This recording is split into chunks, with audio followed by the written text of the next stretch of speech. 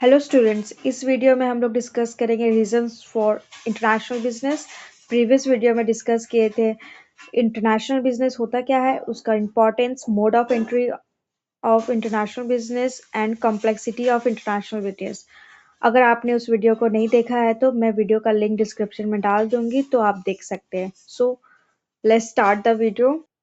Reasons for international business. International business का मतलब होता है बिजनेस एक्टिविटी जो नेशनल बॉर्डर्स के बाहर होती है।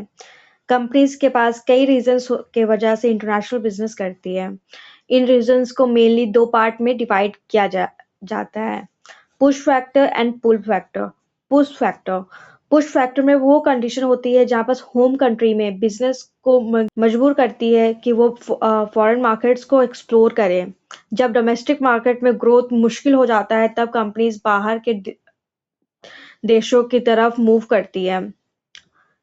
सैचुरेटेड डोमेस्टिक मार्केट, जब होम कंट्री में ऑलरेडी बहुत ज़्यादा कंपटीशन हो जाता है तो ग्रोथ स्लो हो जाता है, तब कंपनीज नए कस्टमर के लिए फॉरेन मार्केट्स ढूंढती है।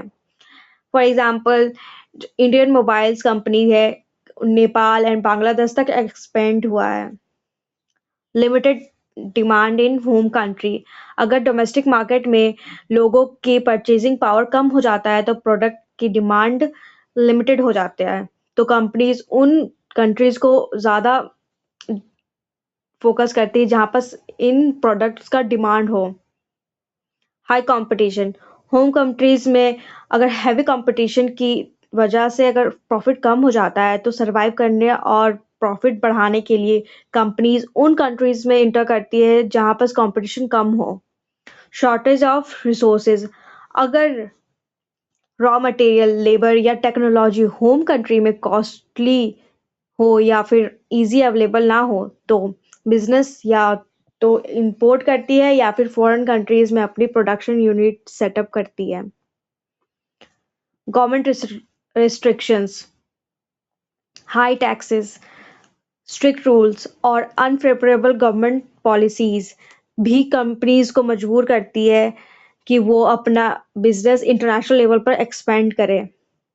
पुल फैक्टर, पुल फैक्टर वो फैक्टर होते हैं जो कंपनीज को फॉरेन मार्केट की तरफ अट्रैक्ट करते हैं। ये फैक्टर्स इंटरनेशनल बिजनेस को कंपनीज के लिए बेनिफिशियल या प्रॉफिटेबल बना देते हैं। Larger market and more customers, foreign market ये कंपनीज के लिए मिलियंस ऑफ न्यू कस्टमर्स तक का एक्सेस देते हैं। For example, global companies India में इसलिए इंटर करते हैं क्योंकि यहाँ का पॉपुलेशन बहुत ज़्यादा है एंड मार्केट ह्यूज है। अवेलेबिलिटी ऑफ चीपर रिसोर्सेज, बहुत सी कंपनीज सस्ते लेबर, रॉ मटेरियल या प्रोडक्शन फैसिलिटीज के लिए फॉरेन कंट्रीज जाते हैं।